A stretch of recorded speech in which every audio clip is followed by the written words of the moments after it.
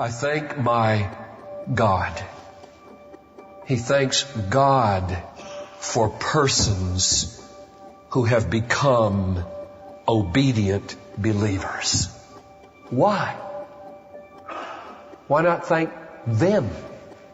Why deflect the gratitude to God for something so profoundly inner and real and free and powerful like faith? And the answer is, it's a gift of God. Let's pause and think about what Paul does here. He doesn't thank the Romans for their faith. He thanks God for them. And that raises an important question here, doesn't it? Why would you thank God for something that believers have done? I'm Dan Kruver. In this episode of Light and Truth, John Piper opens Romans 1 verses 8 to 15 to help us see why faith itself is a gift worth thanking God for. This message was originally delivered at Bethlehem Baptist Church on May 31st, 1998. Now, if you took Romans 1:5, which I think you should do, and say, Paul, what is your mission statement? I think Paul would say, I exist by the grace of God. You can see that in verse 5. Grace came to me. Grace. I exist by the grace of God to bring about the obedience of faith among the nations. That's not the ultimate goal. That's the penultimate goal. The proximate goal. That's next to the end. I exist to bring about the obedience of faith among the nations on behalf of or for the sake of the name of Jesus and His Father. The glory of God. So to boil it down, I think he would say, my life and my ministry and my letter writing are for this one glorious overarching purpose, to bring about the obedience of faith unto the glory of Christ and His Father. Now, what he does in this next paragraph, I think, is to show the Roman believers that he is really passionately committed to this in their lives. It could be that some group or person has sown seeds of doubt in their minds that Paul would have come here a long time ago if he cared about you. And if he really meant what he said in verse 5, that he wanted to bring about the obedience of faith among all the Gentiles, he would have come here a long time ago. And since he hasn't come, and you hardly know this guy, he's a fake. That may well lie behind the way he unfolds these verses. But whether it is or not, he does labor to persuade them. I really mean verse 5 in your case. I am really about faith. I love faith in your case. I exist for faith in your case and the glory of God. So that's what I want you to see. And he does it in at least 3 steps.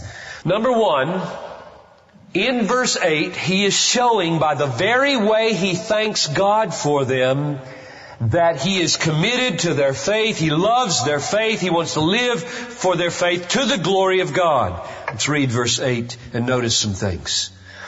First, I thank my God through Jesus Christ for you all, because your faith is being proclaimed throughout the whole world. Now notice 4 things in this verse. He says, first of all, that he thanks God for them. How easy it would have been for him to write, I thank God for your faith.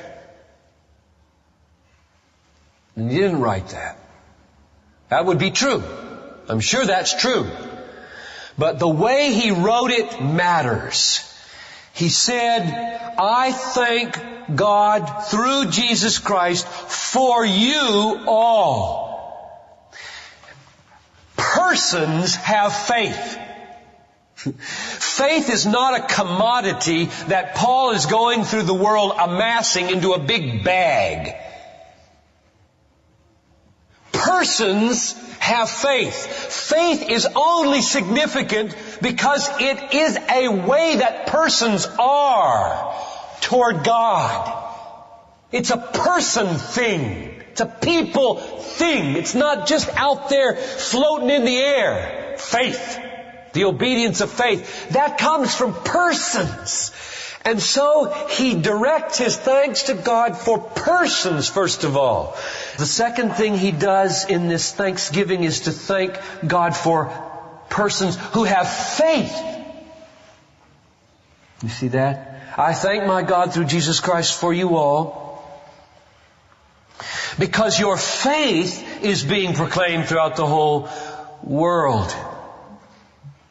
So faith does matter, and that links it with verse 5, right? Verse 5 says, I exist to bring about the obedience of faith. And now he says, and so I'm so thankful that you have faith.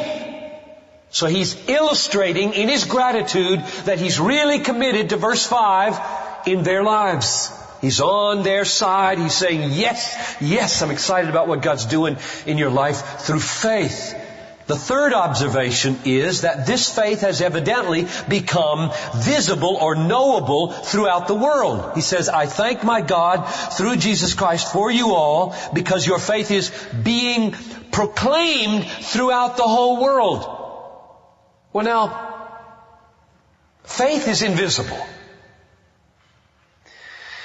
Romans 10:9 says, if you believe in your heart, nobody can see that but God. If you believe in your heart that God raised him from the dead, you will be saved. Nobody but God can see the act of faith. So, how did this reputation get out there? How did people know that they were this kind of believer? And surely the answer is given in verse 5. The obedience of faith is what had happened.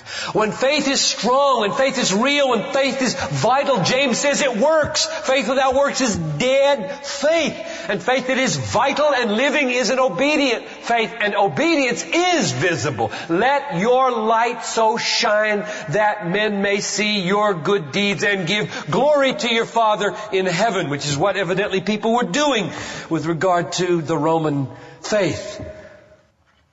And notice fourthly, I thank my God. He thanks God for persons who have become obedient believers. Why? Why not thank them? Why deflect the gratitude to God for something so profoundly inner and real and free and powerful like faith? And the answer is, it's a gift of God. You can see it confirmed in Romans 6:17. He says the same kind of thing again. He says, thanks be to God. Don't miss that. Thanks be to God that you who were once slaves of sin have become obedient from the heart. How did that happen? God did it. I thank God for you, he says, because your faith has become the kind of faith that is known everywhere. Now on this first point, we should surely learn that our life together should be devoted to the same thing Paul's is. We exist to spread a passion for the supremacy of God. Now Paul here is magnifying God in verse 8 by giving God credit for their faith. Right? I thank you that they are believers. I thank you that they are believers. You get the glory. That's the second half of Romans 1:5. I want to bring about the obedience of faith for the sake of the name. So that when people become believers, they magnify the name of God, not themselves. I was smart enough. I was shrewd enough. I was wise enough. But rather the name was gracious enough to me. There's a second way that faith magnifies the supremacy of God. Faith by its very nature is dependence, it's leaning, it's relying on another, and therefore faith magnifies the dependability of the one it's leaning on. If you take a risk because somebody has promised you they'll take care of you, you magnify their trustworthiness. You show how dependable they are when you take a risk and lean on them and trust them to come through for you. I'll catch you. I just read a little story in one of the little papers that come from the BGC about a man who struggles with homosexuality. And he said, my first memory of my dad is standing in the water and saying, jump. He said, you catch me? I'll catch you. He didn't catch him. He laughed. God never does that. Never, ever, ever. And if you're willing to jump, you magnify His trustworthiness. You magnify His trustworthiness. So, the first way that Paul shows He's on their side and he wants them to have the obedience of faith is that he gives thanks to God for their faith. Second point. Here in verses 9 to 12, he shows the same thing, namely that he is committed to pursuing the obedience of faith to the glory of God in their lives by the way he calls God to witness concerning his ministry in his spirit to God. Let's read this. For God, whom I serve in my spirit in the preaching of the gospel of His Son. Now there, I'm glad the NASB put preaching of thee in italics, because it isn't in the original. And I wish it weren't there in the NIV and in the NASB. It's not in the RSV. Literally, it should go like this. For God, whom I serve in my spirit in the gospel of His Son, is my witness as to how unceasingly I make mention of you. I'm going to come back to this and explain why I don't think this has anything to do with preaching and everything to do with praying. Always in my prayers making request, if perhaps now at last by the will of God I may succeed in coming to you, for I long to see you so that I may impart some spiritual gift to you, that you may be established. And you should be asking, established in what? And link it again with verse 5. That is, that I may be encouraged together with you while among you, each of us by the other's faith, both yours and mine. Now here's what I think verse 9 means. You test this. I call God to witness something that's going on in my spirit. The reason I'm calling God to be my witness is because there's nobody else to call the witness, because this is happening in my spirit where nobody else can see. I am not talking about my preaching here. I'm talking about my praying. I think that's what the verse says. How do I serve God? Unceasingly I make mention of you in my prayers. You see that? For God, whom I serve in my spirit in the gospel of His Son, is my witness. How unceasingly. Now here's the ministry, here's the service that He's doing in His spirit to His God in the gospel. I am making mention of you unceasingly. Well, what's He saying? Unceasingly when He mentions them. Does He just say, Romans, Romans, Romans, Romans, Romans, Romans? That's not what He does. He doesn't just mention their name. He says something, and the content of what He says is given in verse 10. Always in my prayers making request. So verse 8 said he gives thanks, and now verse 10 says his prayers are relentless requesting. Always making request, if perhaps now at last, by the will of God, I may succeed in coming to you. So he ministers in his spirit, invisibly. Nobody can see this. I don't deny that Paul probably prayed in public and prayed for the Romans in public. But relentlessly and ceaselessly he is praying in his spirit, to whom only God can bear witness, mentioning the Romans over and over and over, asking, let me go to them. And that's what he wants them to know. And nobody can prove that to them if God doesn't cause them to believe him by his witness. Just in passing, notice the little phrase, by the will of God. Always in my prayers making request, if perhaps now at last, by the will of God, I may succeed in coming to you. Paul was absolutely submissive to the sovereign will of God. I want to go to Rome. I ask that you'd get me to Rome. I think they need me in Rome. My credibility is at stake in not getting to Rome. Nevertheless, not my will, but thine be done. Verse 11 answers the question, why are you asking God over and over and over to get you to Rome? He hasn't really made his point yet. I long to see you so that I may impart some spiritual gift to you that you may be established. And I said, in what? Establish what? Strengthen how? What are you talking about? And surely the answer is in your faith, in the obedience of faith. This is verse 5 again. I want to come to Rome because I'm committed to my life mission in verse 5 to bring about the obedience of faith among all the Gentiles, including you who are in Rome. I want to speak in Rome so that more faith and more obedience happens. My service to God in my spirit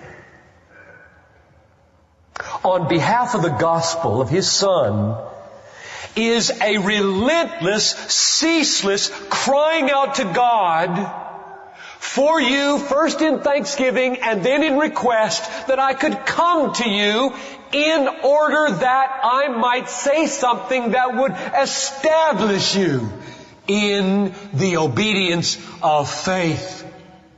Now, he's not satisfied with that verse. He's a little bit uneasy with the way he just said it. And the reason he's uneasy is the same reason I would be uneasy if I preached to you that I come to you Sunday after Sunday to bring about the obedience of faith in this church, and did not say verse 12, which I must say, and he wanted to say. That is what I really mean. Please don't misunderstand. That I may be encouraged together with you. Mutuality here. While among you, each of us, by the other's faith, both yours and mine.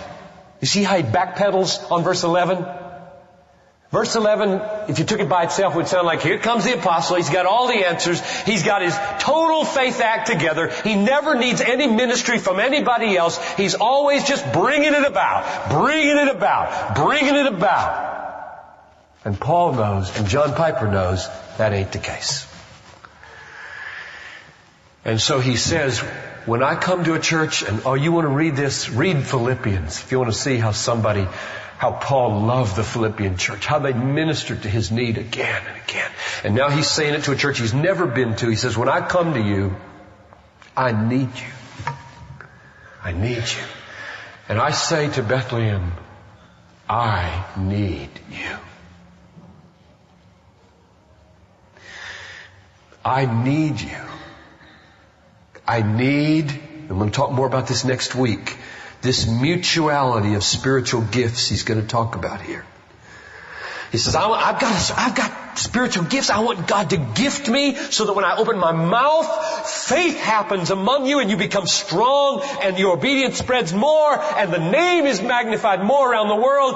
Yes. And then he backs up and he says, and if you knew the struggles that I have as an apostle, or I'll just say, if you knew the struggles that I have as a pastor, you would know why verse 12 is in the Bible for an apostle and a pastor. I need your prayer.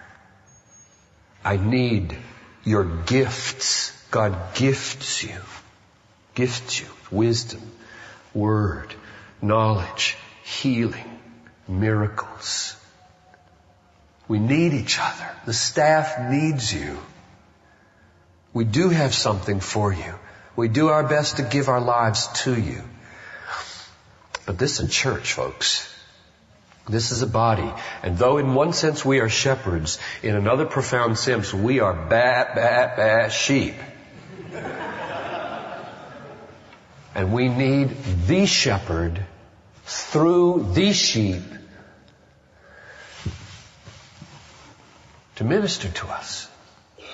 So, let verse 12 sink in for Paul, sink in for me, sink in for the elders and the staff. The last point is very brief. Verse 13, he does the same thing. Namely, he gives them another glimpse to show that he's committed to his life mission in verse 5 of bringing about the obedience of faith for the glory of Christ. Now, I didn't stress in the previous point this. When he prays in verses 9 to 12 that God would enable him to get to Rome so that he could bring a spiritual gift. Who gives spiritual gifts? God. So he's praying to God that God would get him there. He's saying that when he gets there, God will give the spiritual gift so that getting him there is God's work, the gift is God's work, and therefore the faith is going to be God's work. And therefore, the last ultimate point of verse 5 is, for the sake of the name, he brings about the obedience of faith. It's all about God here. It's all about the glory of God. God's the worker and the giver. Now, this last point, verse 13, I do not want you to be unaware, brethren, that often I have planned to come to you. So please, if anybody's told you, I don't care and I never plan and I never want to come to you, even though I'm the apostle to the Gentiles and people are always slandering me, please, I call God to witness. I love you. I've tried to come. I've been prevented. I submit to the will of God. And the reason I've wanted to come, here's the last phrase we'll look at, so that I may obtain some fruit. Fruit among you, even as among the rest of the Gentiles. Fruit among you, believers. What's that? Listen to Romans 6:22. Now, having been freed from sin and enslaved to God, you have your fruit, resulting in sanctification and the outcome, eternal life. It's the fruit of faith. It's verse 5 all over again. I exist as an apostle in all of my longings, in all of my thankings, in all of my prayings, in all of my gospel work, in all of my travel planning. I exist to bear the fruit of the obedience of faith for the sake of the name. That's why we exist as a church. That's the point of this message. If we exist to spread a passion for the supremacy of God in all things, for the joy of all peoples, we will do that by bringing about the obedience of faith. Thank you for listening to this episode of Light and Truth, where we are committed to providing God-centered preaching to help you see Christ clearly and treasure Him truly. I'm your host, Dan Kruver. On our next episode, John Piper concludes our 12-part series, Unshakable, Standing on the Gospel of God, with a message titled, Why Christians Still Need the Gospel. I hope you'll join us. For more resources, visit desiringgod.org.